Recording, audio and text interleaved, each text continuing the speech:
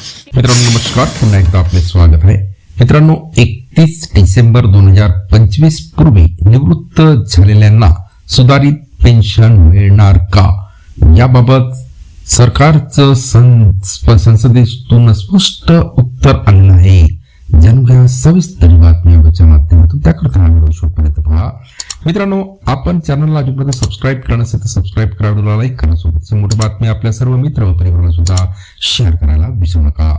तर मित्रांनो, केंद्र सरकारच्या कर्मचाऱ्यांच्या पेन्शन सुधारणा आणि 8व्या केंद्रीय वेतन आयोगाबाबत राज्यसभेत खासदार आनंद भदौरिया यांनी विचारलेल्या प्रश्नांना अर्थ राज्यमंत्री पंकज चौधरी यांनी संसदेत उत्तर दिले. विशेषतः 31 डिसेंबर 2025 किंवा त्यापूर्वी निवृत्त झालेल्या कर्मचाऱ्यांना सुधारित पेन्शनचा लाभ मिळणार का, तसेच पेन्शनधारकांमध्ये निवृत्तीच्या तारखेनुसार फरक करण्याचा अधिकार वित्त विधेयक 2025 ने सरकारला दिला आहे का, याबाबत संसदेत प्रश्न उपस्थित करण्यात आला होता.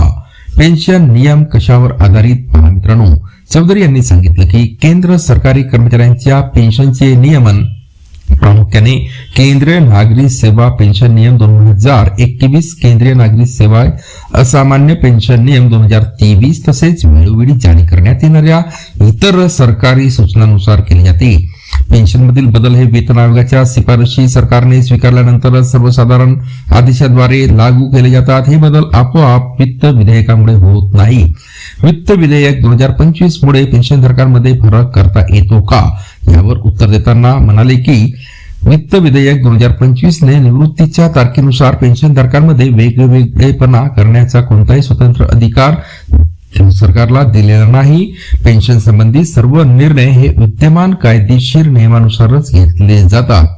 वित्त विधेयक 2025 काय सांगते ते पहा. मित्रांनो, केंद्रीय अर्थ राज्यमंत्री पंकज चौधरी यांनी सांगितले की केंद्रीय वेतन आयोग हे तज्ञ संस्थांप्रमाणे काम करत असून ते सरकारी कर्मचाऱ्यांच्या विविध गटांसाठी वेगवेगळे वेतनमान, भत्ते आणि पेन्शनची शिफारस करतात.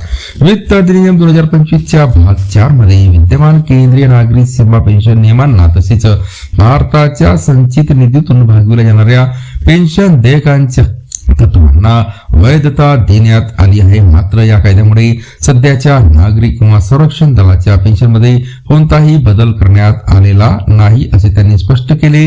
आणि 31 डिसेंबर 2025 पूर्वी निवृत्त कर्मचाऱ्यांना सुधारित पेन्शन मिळेल का, यावर उत्तर देताना मंत्री म्हणाले की वेतन आयोगाच्या शिफारसी स्वीकारल्यानंतरच आणि नियमानुसारच याबाबतच्या पेन्शन सुधारणा लागू केल्या जातात. त्यामुळे कोणत्याही बदलासाठी अधिकृत आदेश जारी झाल्यानंतरच लाभ लागू होईल. तर मित्रांनो, पुन्हा भेटूया पुढच्या व्हिडिओमध्ये नवीन अपडेटसह. तोपर्यंत धन्यवाद.